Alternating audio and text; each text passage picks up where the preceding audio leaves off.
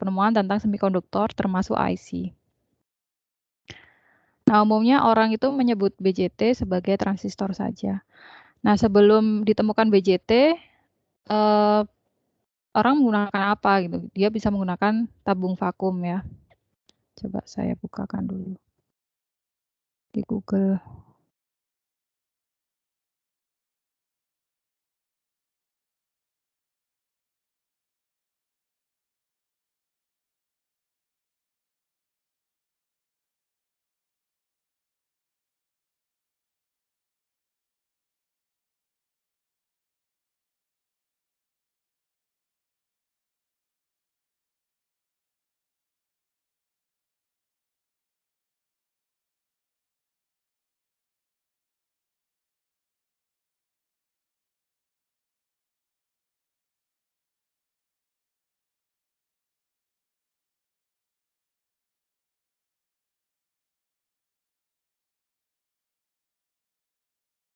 Jadi BJT pertama kali itu ukurannya sangat besar, tidak seperti sekarang. Kalau sekarang transistor ukurannya bisa sangat kecil ya, mencapai orde mikro.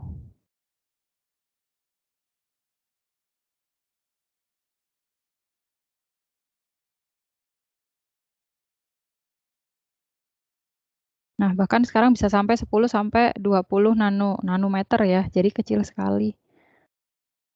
Bahkan bisa diprediksi nanti akan mencapai 5 nanometer di tahun-tahun berikutnya.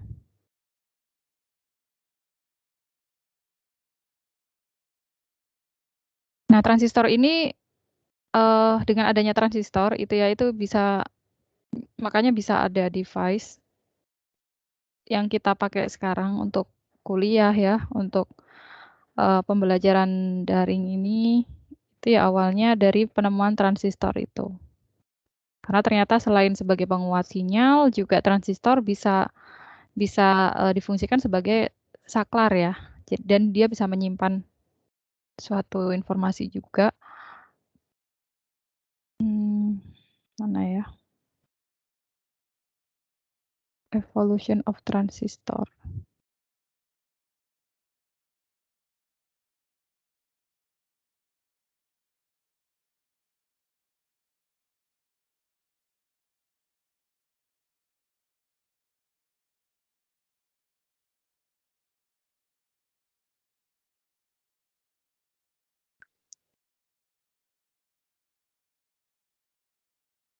Coba kalau misal lagi browsing ya, dicari aja first transistor gitu, nanti akan keluar. Nah, transistornya ukurannya lumayan besar. Oke, kita lanjut aja ya. Jadi di dalamnya IC ya, misal IC prosesor, misal Intel ya, Intel Core i3 atau Intel apa sih? Misal Intel Celeron gitu ya. Nah, ataupun prosesor yang lain. Nah, itu kan pada dasarnya dia adalah IC. Nah, IC di dalamnya prosesor tersebut pada intinya adalah transistor gitu. Transistor berukuran kecil yang jumlahnya mencapai miliaran ya. Nah, masing-masing akan dapat menyimpan informasi gitu, 1010. Seperti itu. Nah, seperti yang saya jelaskan tadi, BJT itu adalah dioda yang dipasang pada arah yang berlawanan satu sama lain. Sebelumnya kita sudah belajar bahwa ada dua macam semikonduktor ya, tipe semikonduktor yaitu tipe P sama tipe N. Kalau tipe P sama tipe N ini kita sambungkan, dia menjadi dioda. Tapi bagaimana kalau misal tipe P, tipe N, di sini kita kasih tipe P lagi, jadi kan ada 3 sambungan. Nah, ternyata dari situ muncullah suatu device elektronika baru yang kita sebut sebagai transistor atau BJT ya, bipolar junction transistor, bipolar. Jadi dia punya dua junction, junction itu apa sih? Dua sambungan ya. Nah, ini adalah awal mula transistor biasa itu. Kemudian selain apa namanya? Misal ini ya transistornya konfigurasinya adalah semikonduktor P dulu, lalu kemudian disambung dengan tipe N, lalu disambung lagi dengan tipe P, maka dia menjadi transistor PNP ya. Tapi kalau NPN, tipe N kita sambungkan dengan tipe P, lalu kita sambungkan lagi dengan tipe N, maka dia akan menjadi transistor NPN gitu. Nah, keduanya sama-sama memiliki 3 kaki ya. Jadi ada kaki kolektor, base, sama emitor. Sama kan ya? Beda dengan dioda. Dioda kan cuma 2 kaki ya kan? Kaki anoda sama katoda. Tapi kalau di transistor kita punya yang namanya kolektor, base, sama emitor. Nah, nanti akan kita bahas di materi yang sekarang ya, itu akan dibatasi pada transistor NPN saja. Gitu. Lalu kemudian kalau kita perhatikan ya, misal ini NPN ya. Nah, kalau di NPN itu simbol skematiknya adalah seperti ini. Jadi arah transistornya ke arah arusnya ke arah emitter ya. Makanya di sini ada tanda panah dari base keluar masuk ke emitter. Sedangkan yang PNP dari emitter masuk ke base. Jadi ini yang membedakan adalah aliran arusnya. Kenapa? Karena tipe tipe P sama tipe N itu kan arah arusnya berbeda ya kalau misal kita sambungkan. Nah, sama kayak dioda lah. Kalau dioda kita bias maju sama bias mundur itu kan arah arusnya berbeda. Nah, di transistor juga sama kurang lebih seperti itu. Pembahasannya nanti akan terbatas di NPN karena itu yang lebih mudah untuk dianalisis ya. Sedangkan PNP pada intinya hanya arah arusnya aja yang kebalikan, tapi ada beberapa analisis perhitungannya yang berbeda. Nah, kembali lagi ke kaki-kaki transistor tadi. Ada 3 daerah transistor ya. Ada emitter, basis, sama kolektor. Untuk emitter atau biasa disebut emitor juga ya, dia berfungsi untuk mengemisikan elektron ke dalam basis. Jadi sesuai namanya emit itu kan kayak mengeluarkan atau menginjekkan gitu. Nah, emitter ini dia yang akan mengemisikan elektron ke dalam basis kan. Sedangkan basis itu berfungsi untuk melewatkan sebagian besar elektron-elektron yang diemisikan emitter ke elektron. Kalau di tipe NPN itu kan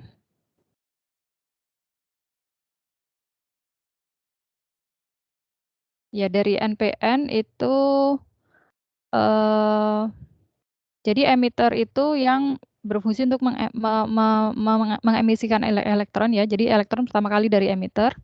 Sedangkan basis itu bisa melewatkan elektronnya ke kolektor. Nah, bagaimana kapan basis itu akan melewatkan elektronnya, kapan tidak, itu tergantung dari arus yang ada di basis. Jadi basisnya itu harus dipicu dulu oleh arus ya.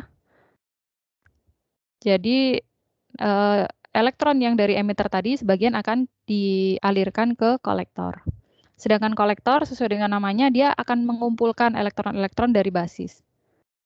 Nah, ini berlaku untuk kedua jenis ya, kedua jenis transistor gitu. Lalu simbol skematiknya seperti ini, jangan kebalik ya. Jadi kalau NPN itu tanda panahnya dari basis masuk dari basis ke emitter ya, ke emitor. Sedangkan kalau PNP tanda panahnya dari elektron masuk ke dari emitor ke basis. Kemudian bagaimana kita bisa mengoperasikan transistor gitu. Karena sama seperti dioda, kalau dioda kita harus bias maju ya supaya dia bisa bekerja gitu, supaya kita bisa menggunakannya untuk mengalirkan arus. Nah, kalau transistor, jika kita ingin mengoperasikannya, maka ada beberapa syarat. Yang pertama adalah dioda emitter harus dibias maju. Kemudian dioda kolektornya dibias balik, sedangkan tegangan pada dioda kolektor harus lebih kecil daripada tegangan breakdown. Jadi di sini juga punya tegangan breakdown ya, karena ya pada dasarnya mereka kan dioda, tapi kita kita kita kita susun lagi begitu diodanya.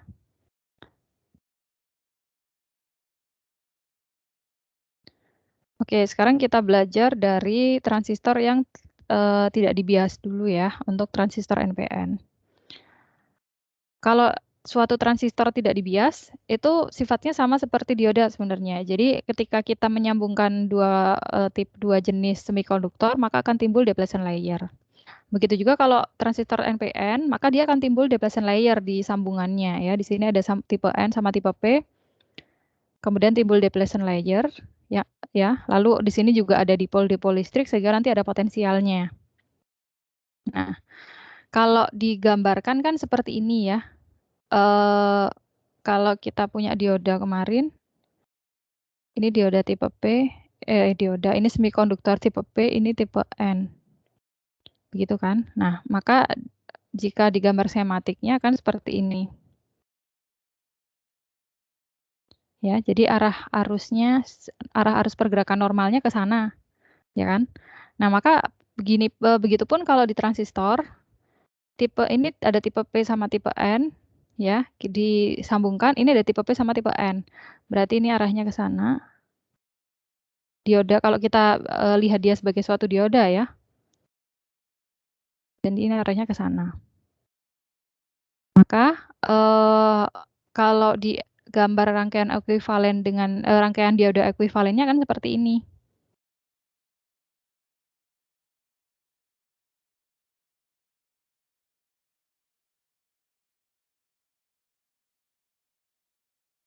Lalu berdasarkan dopingnya, apa yang membedakan antara tipe N-nya si emitor sama tipe N-nya si kolektor itu tergantung dari doping ya. Jadi dia kan sama-sama tipe N, tetapi karena ada perbedaan dopingnya itu, maka tipe N yang ini bisa menjadi emitor, sedangkan tipe N yang atas menjadi kolektor. Nah, untuk agar menjadi kolektor, maka tipe N itu kita beri medium doping ya. Ini kalau sekali lagi nih kalau kita bicara NPN ya, transistor NPN. Nah, sedangkan emitor itu kita beri doping yang lebih banyak begitu. Jadi lebih banyak elektron bebasnya. Nah, sesuai dengan fungsinya tadi ya, emitor itu kan dia mengemit ya, memberikan elektron gitu kan. Yang bertugas untuk memberikan elektron ke basis. Sedangkan kolektor hanya mengkolek, dia hanya mengumpulkan. Makanya emitor itu dia perlu lebih banyak elektron bebas supaya bisa berfungsi sebagai emitor. Sedangkan basis dia ini light doping, jadi hanya didoping sedikit saja ya.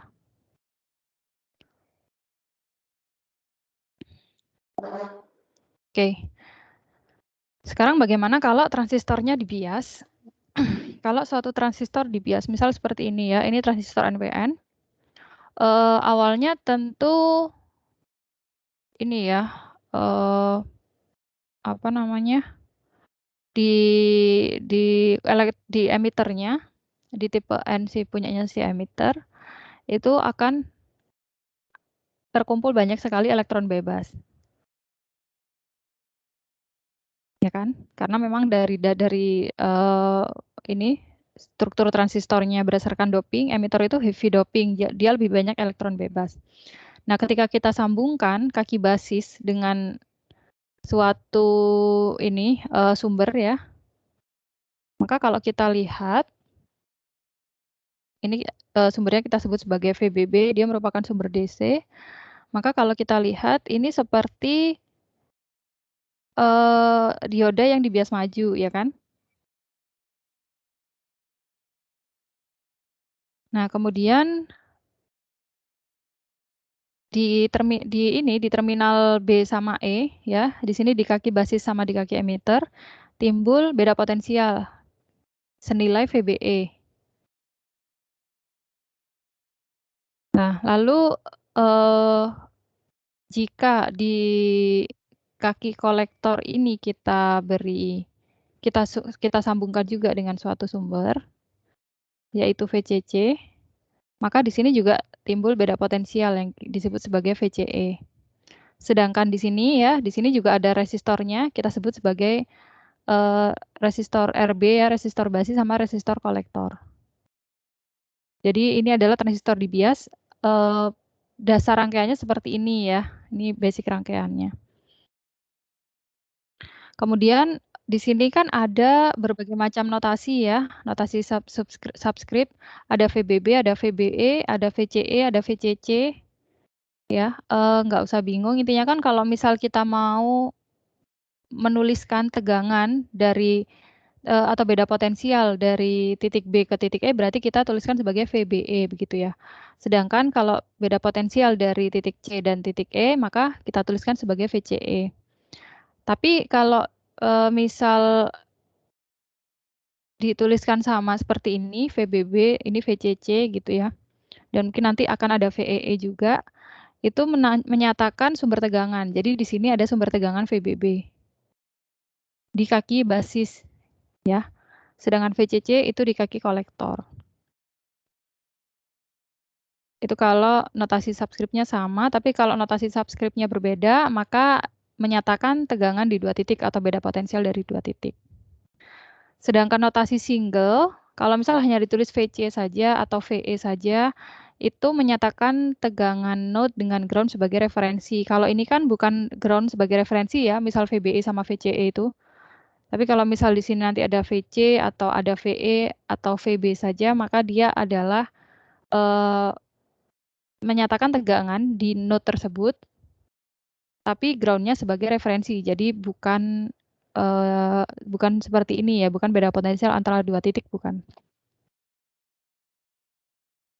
Kenapa seperti ini? Karena ini yang akan kita analisis nanti ya. Jadi ada nilai VCC, VCE, dan lain sebagainya itu. Jadi perlu memahami apa sih maksudnya notasi tersebut. Oke. Lalu kalau ditinjau dari aliran elektron dan aliran arusnya, misal dia dibias ya. Dengan rangkaian yang seperti ini tadi, maka tentu karena di sini kita hubungkan dengan sumber tegangan yaitu VBB, maka bisa timbul arus ya di sini, yaitu arus IB. Kemudian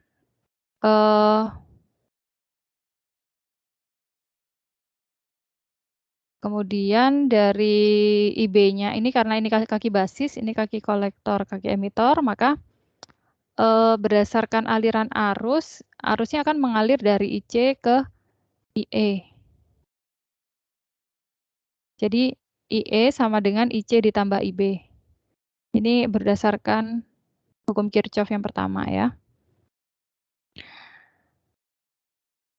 Sedangkan aliran elektronnya dari IE menuju ke IB. Karena emitor di sini dia berfungsi untuk mengemit ya, memberikan elektron gitu. Dengan demikian, dari sini kita bisa memperoleh alfa DC sama beta DC. Ini merupakan penguatan ya, 2 jenis penguatan yang ada di transistor. Kalau alfa DC itu adalah penguatan yang diperoleh dari IC per IE. Jadi ini dibandingkan ini, biasanya nilainya ini hampir mirip, jadi akan mendekati 1 nilainya ya. Nah, sedangkan beta DC ini merupakan penguatan arus yang sesungguhnya dari transistor yang mana merupakan perbandingan dari IC terhadap IB. Nah, beta DC itu bisa bernilai ratusan ya, bisa 100, 200, 300 begitu tergantung dari spesifikasi transistornya. Nah, beta DC nantilah yang akan digunakan sebagai nilai penguatan transistornya ya. Jadi yang akan digunakan adalah beta DC. Nah, hubungan antara beta DC dan alfa DC itu nanti bisa dicari. Akan ada bisa dicari hubungannya ya. Jadi seperti ini. Hubungan antara alfa DC dengan beta DC yaitu alfa DC sama dengan beta DC per 1 tambah beta DC. Dan ini tentu bisa dibalik ya rumusnya, sehingga bisa diperoleh beta DC sama dengan alfa DC dikurang 1 min alfa DC. Ini adalah penurunan rumusnya, intinya gini, parameter penguatan yang penting dari transistor yang biasanya dipakai untuk perhitungan adalah beta DC. Tetapi tidak mengecilkan kemungkinan ya bahwa alfa DC nanti juga akan ditanyakan atau justru diketahui di suatu soal yang mana nanti kita diminta untuk menghitung beta DC-nya. Nah, ini adalah hubungannya antara alfa DC dan beta DC.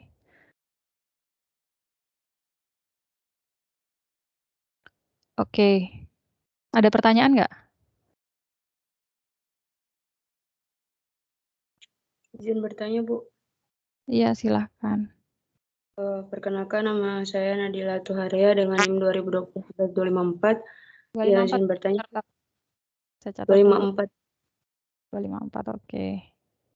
Saya kan pernah baca mengenai BJT itu kalau dua dioda yang terhubung seri itu tidak dapat berfungsi sebagai BJT. Nah itu kenapa ya, Bu? Kenapa tidak sampai dia tidak bisa berfungsi pada BJT itu, Bu?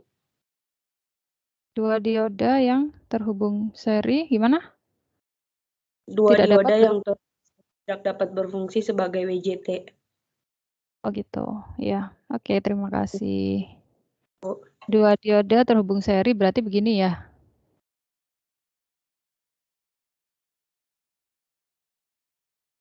Iya bukan, Nadila? Iya, Bu. Oke, sekarang saya kembalikan ke depan ya. Dari pengertian BJT sendiri kan dia adalah dioda yang dipasang pada arah yang berlawanan satu sama lain ya. Jadi kalau misal satunya diodanya ke arah sana, maka yang satu ke sini. Ya, atau yang satu ke arah sana, satunya ke sini. Ini baru bisa kita katakan sebagai BJT. Nah, tadi yang Nadila tanyakan adalah kalau misal dia dipasang secara seri ya, jadi arahnya sama, satu ke sana, satu ya ke sana gitu. Jadi kalau seperti ini dan seperti ini itu kenapa tidak bisa berlaku sebagai BJT? Sekarang coba kita gambar ini, gambar dioda yang dipasang seri ini menjadi ke dalam konfigurasi semikonduktornya ya. Kalau dioda arah ke sana berarti kan N-nya yang di sebelah sini ya, sedangkan P-nya di sini. Nah, sedangkan ke arah sana lagi, yang dioda satunya yang dipasang seri, maka dia seperti ini kan. Ini P, ini N. Nah, tentu kalau seperti ini dia tidak bisa menjadi suatu BJT, bijunction transistor. Kenapa? Karena kalau BJT kita harus konfigurasi semikonduktornya seperti ini ya, PNP atau NPN. Nah, kalau seperti ini kan dia jadi PNPN gitu kan ya. Jadi bukan tidak masuk lagi, tidak memenuhi ke konfigurasi semikonduktor dari BJT. Nah, tapi kalau misal seperti ini ya, yang berlawanan arah seperti ini, coba kita gambar ya. Ini tipe P, ini tipe N, ya kan? Lalu yang ini N, ini P. Nah, ini dia bisa berfungsi sebagai BJT di tipe PNP gitu, karena N di sini bersama-sama N ya di sini di sisi yang sini bertemu N sama N-nya. Jadi bisa diasumsikan di sini hanya ada dua sambungan, sambungan yang di sini sama di sini. Sedangkan yang ini itu tipe semikonduktornya sama, yaitu tipe N. Jadi kalau seperti ini kita bisa membuat BJT tipe PNP ya dengan dua buah dioda yang kita pasang saling berhadapan seperti ini. Kalau yang ini berarti NPN ya.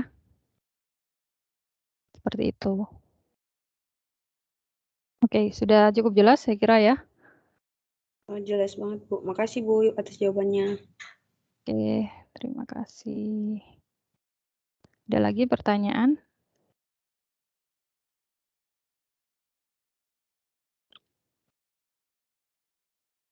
Nggak ada ya. Terkait beta DC, tadi saya katakan bahwa beta DC itu penguatan dari transistor, penguatan yang sesungguhnya dari transistor.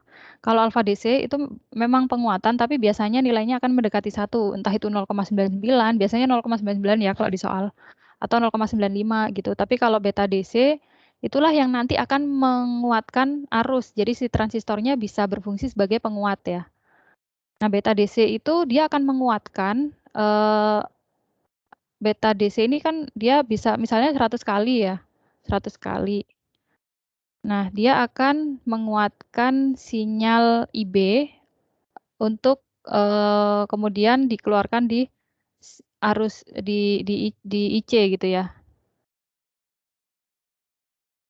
Jadi biasanya memang kalau di suatu penguat itu sinyalnya, inputnya itu berada di kaki basis.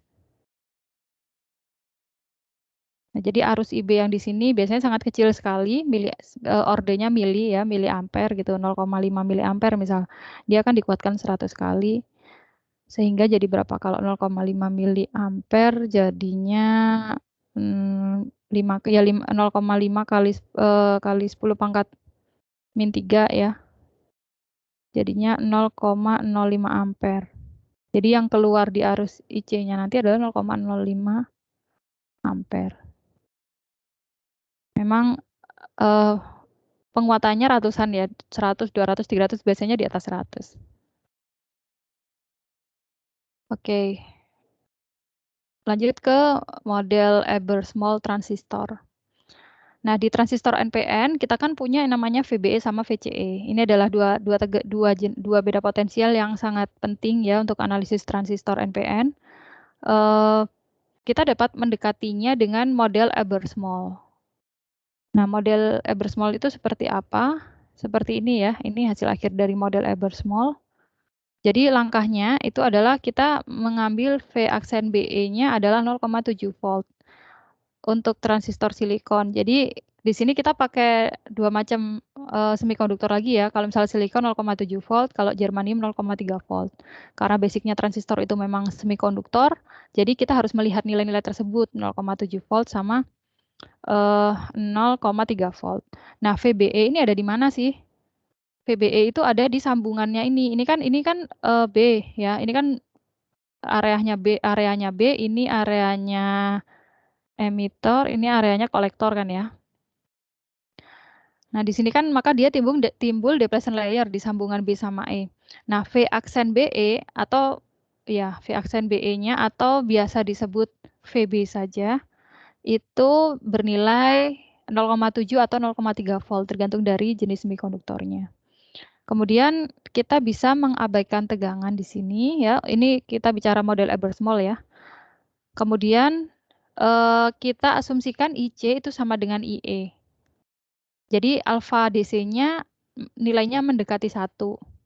Diasumsikan begitu saja untuk analisis di mata kuliah elektronika ini. Lalu IB, arus basis ya, di sini kan ada arus basis nih. Itu nilainya akan mendekati IE per beta DC.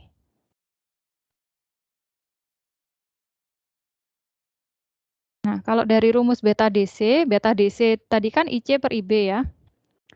Saya tulis di sini, beta DC itu kan IC per IB.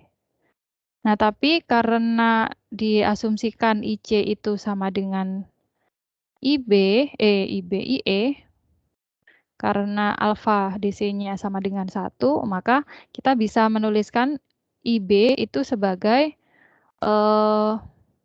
IE per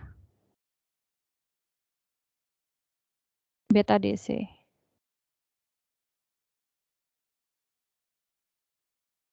Jadi di model Ebersmol itu jadi seperti ini ya, ekuivalennya, rangkaian ekuivalennya. Nah, kita dapat membuat rangkaian ekuivalen model Ebersmol transistor seperti ini. Yang mana di sini ada arus ya, arus IC. Ya. Tapi karena IC sama dengan IE, kita bisa menuliskan dia sebagai arus IE. Arahnya ke sini, jadi seolah-olah dia adalah suatu sumber arus. Lalu di sini ya ada mengalir arus IB, yang mana IB adalah IE dibagi dengan beta DC. Kemudian kalau kita mau mencari arus IE-nya berapa? Jadi seolah-olah arus IE itu akan mengalir dari sini. Lalu di sini ada arus IB dan karena IC itu nilainya hampir mendekati IE, maka di sini seharusnya arus IC ya. Tapi kita bisa menuliskan sebagai arus IE. Oke, itu untuk sekedar pengetahuan aja bahwa kita dapat mendekati transistor dengan model Ebersmol ya. di mana kita melihat semuanya dari sisi arus IE, gitu. Kemudian kita belajar tentang penyambungan transistor. Jadi ada 3 macam penyambungan transistor, yaitu common emitter, common collector, sama common base. Untuk pembahasan hari ini kita batasi dulu di common emitter yang paling gampang dulu ya, baru kemudian kita masuk ke common collector sama common base di pertemuan selanjutnya. Nah, untuk common emitter itu ini adalah rangkaian yang paling dasar seperti yang saya sebutkan tadi dari suatu transistor. Jadi emitornya disambungkan dengan ground atau common ya. Jadi ada yang menyebut ground itu sebagai common, titik umum dari suatu sumber. Jadi disambungkannya seperti ini. Lalu bisa dilihat bahwa di sini ada 2 macam sumber ya, yaitu VBB sama VCC. VBB berarti dihubungkan dengan kaki basis, VCC ke kaki kolektor. Lalu di sini ada tegangan apa aja sih? Di sini ada tegangan VCE. VCE itu adalah tegangan dari ini ya, terminal kolektor ke emitor ya, senilai VCE. Sedangkan VBE itu adalah dari basis ke emitor. Ini biasanya besarnya 0,7 volt atau 0,3 volt ya, VBE ini. Dia adalah junction potensial dari kaki basis dan kaki emitor. Lalu karena di sini emitornya disambungkan dengan ground, maka kita bisa menggambar rangkaiannya jadi seperti ini ya. Jadi ini kita sambungkan semua dengan ground, sehingga di sini timbul tegangan VE, yaitu tegangan dari suatu node emitor ke ground terhadap referensinya adalah ground. Lalu ada VB dan VC. Jika diperhatikan, maka rangkaian ini punya 2 loop ya. Di sini ada loop basis sama loop kolektor.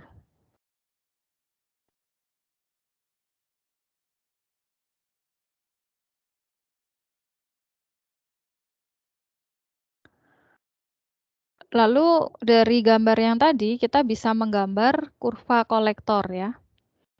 Nah, kurva kolektor itu merupakan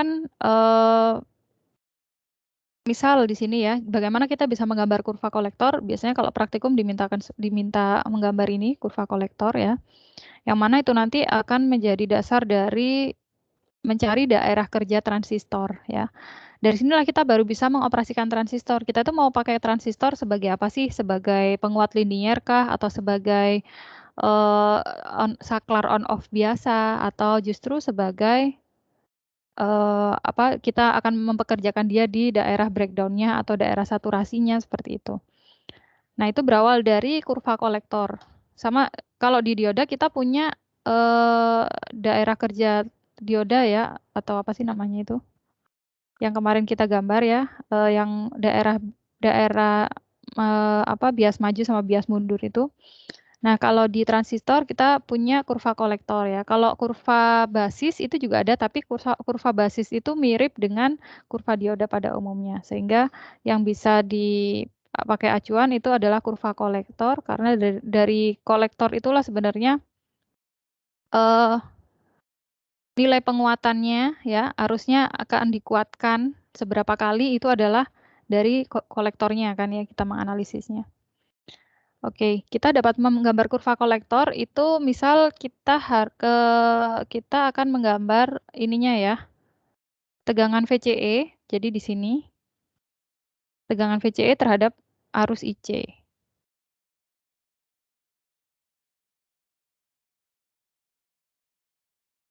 Arus IC itu kan ke sini ya. Nah, berarti supaya arusnya dapat mengalir, itu kita harus beri dulu pemicu ke IB. Jadi IB ini harus ada nilainya.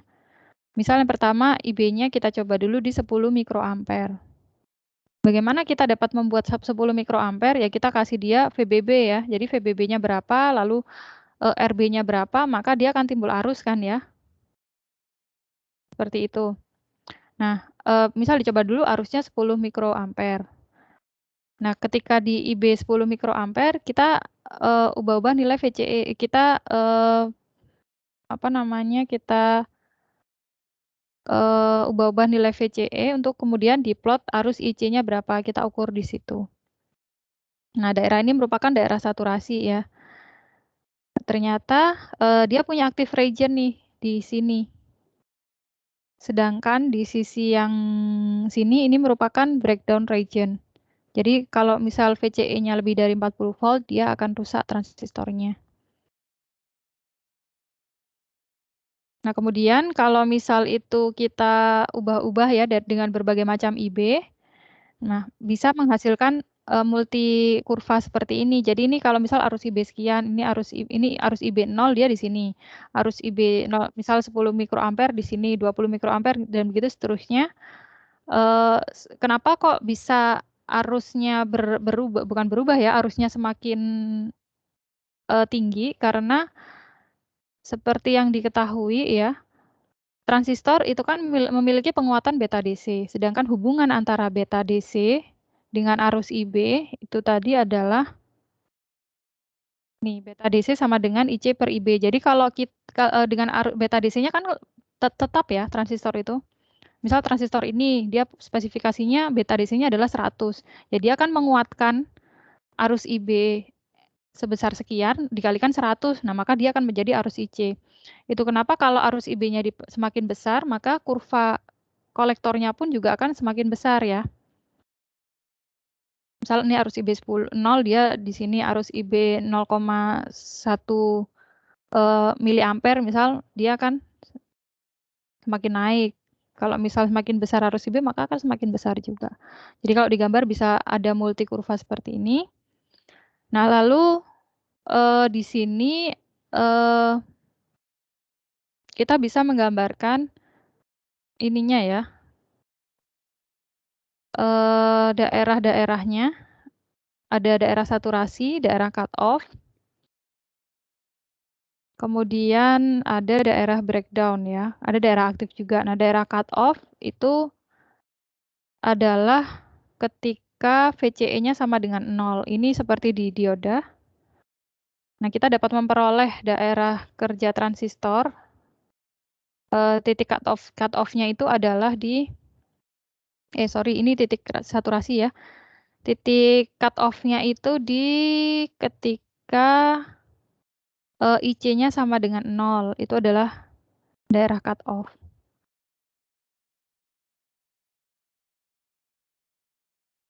Nah, ketika VCE sama dengan 0, itu adalah daerah saturasi ya. Kemudian ketika breakdown itu tentunya daerah yang di sisi sana ya, kalau misal kita gambar secara penuh kurva kolektornya. Nah, lalu kita gambarkan grafik garis kerjanya dari transistor. Nah, perpotongan antara kurva kolektor dengan ini ya, perpotongan pertama itu kita sebut sebagai titik A di sini adalah sebenarnya titik saturasinya ya, jadi baru dimulai di sini. Sedangkan titik B ini adalah titik cut off-nya. Nah, di luar daerah itu, jadi di daerah yang diarsir ini merupakan saturasi region atau daerah saturasi, sedangkan ini adalah cut off region. Yang mana kalau daerah cut off, kalau kita mau mengoperasikan transistor di daerah cut off, maka kita dapat menggunakan transistor tersebut sebagai switching. Jadi transistor dimanfaatkan sebagai saklar ya. Sedangkan ketika di daerah saturasi sama kita gunakan si transistornya sebagai switching juga. Lalu kalau kita mau menggunakan transistor sebagai penguatan linier ya, jadi penguatannya berapa sih ya berdasarkan beta DC-nya tadi, maka kita harus mengoperasikan transistor di daerah aktifnya. Daerah aktif ada di mana? Daerah yang berwarna putih ini. Sedangkan daerah breakdown biasanya di sebelah kanan sini ya, itu adalah daerah yang dapat merusak transistor. Jadi kita harus menghindari daerah breakdown tersebut.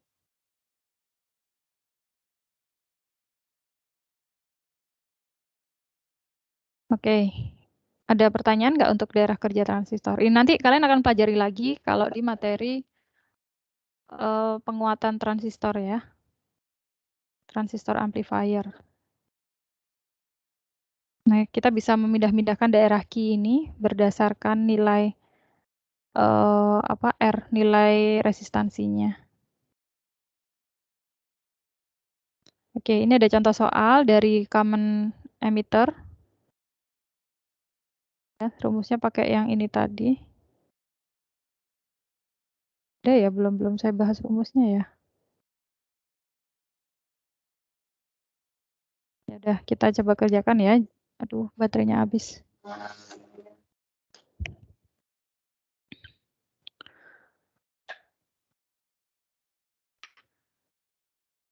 Oke, di sini ada contoh soal transistor kita pasang dengan rangkaian common emitter itu memiliki penguatan arus 300. Berarti beta DC-nya nilainya 300.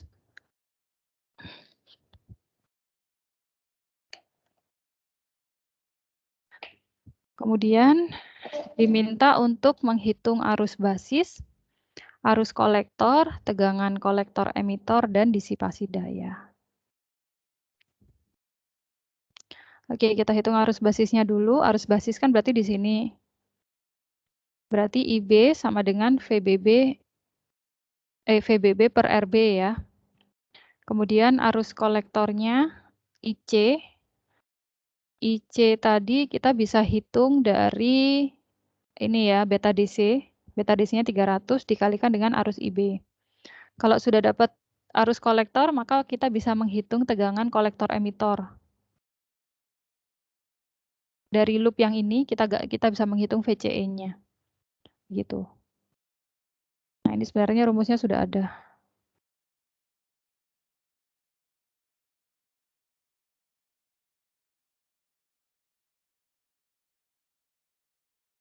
Karena tadi tidak disebutkan ya VBE-nya berapa, jadi kita bisa memakai pendekatan ideal. Jadi diasumsikan VBE-nya sama dengan 0.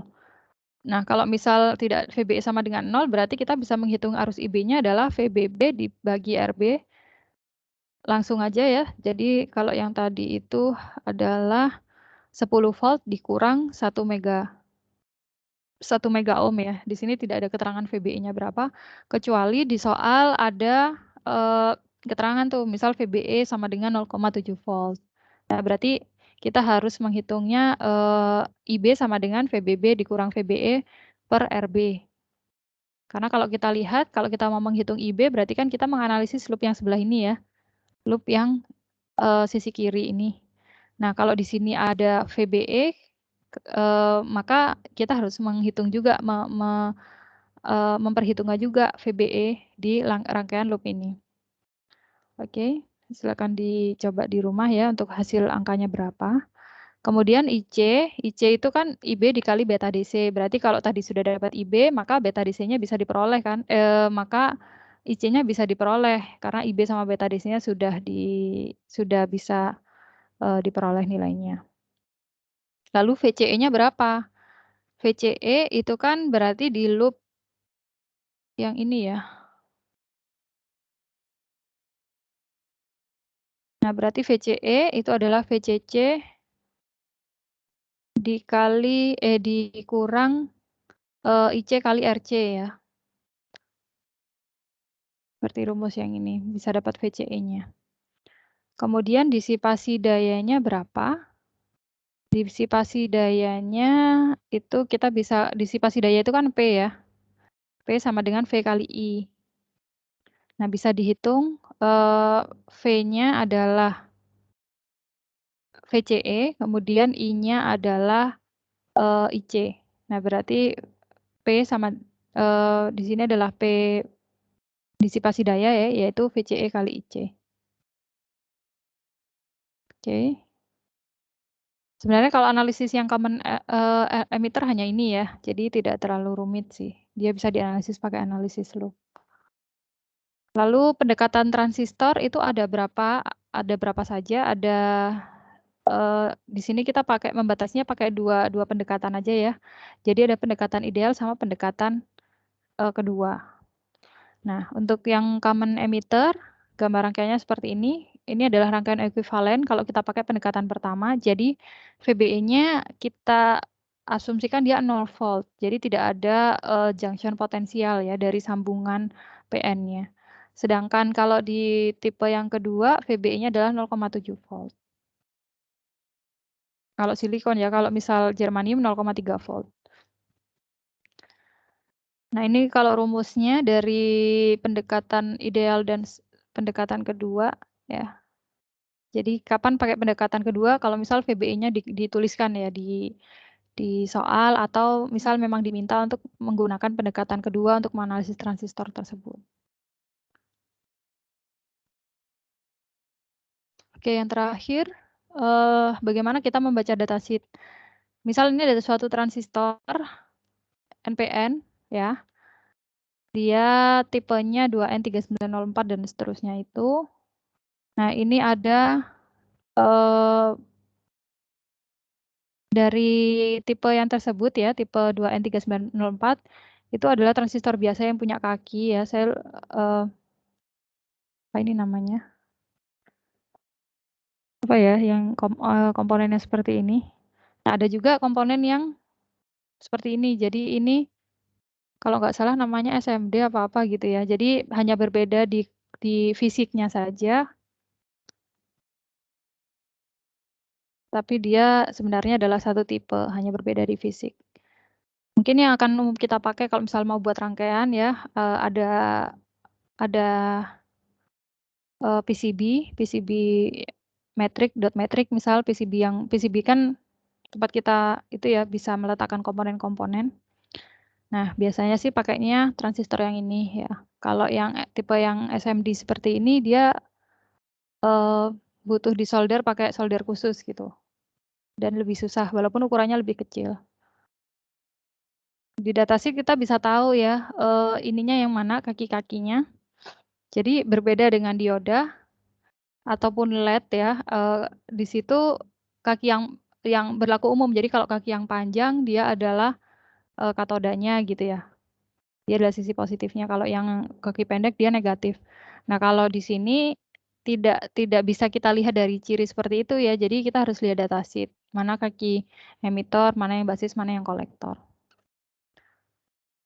Kemudian di sini ada nilai VCE. Dia adalah kolektor emitter voltage ya, tegangan kolektor emitter nilainya adalah 40 volt. Lalu tegangan kolektor base adalah 60 volt, sedangkan emitter base voltage-nya 6 volt. Jadi ini yang bisa kita pakai kalau misalnya kita mau melakukan analisis dari transistor. Kemudian ada kolektor current, arus kolektornya adalah 200 mA. Oke, jadi seperti itu. Ada pertanyaan? Ini masih pengenalan tentang transistor ya.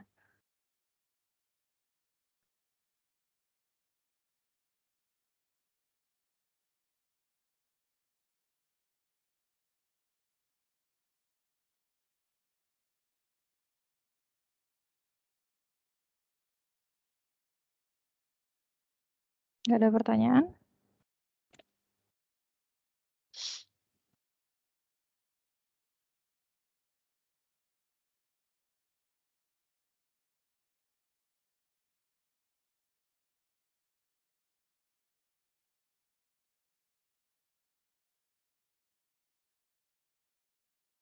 Nggak ada? Udah. Kalau nggak ada pertanyaan, saya akhiri ya. Baik, Bu. Oke, ini pertemuan ke-6 ya. Ya, pertemuan ke-6. Jadi minggu depan pertemuan terakhir sebelum UTS. Kita belum pernah ada soal sama sekali ya, soal tugas. Nah iya Bu, baru saya mau minta.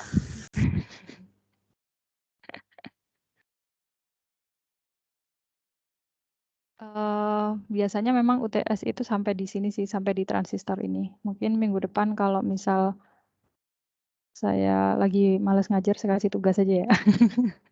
Atau nggak usah tugas, saya ngajar aja.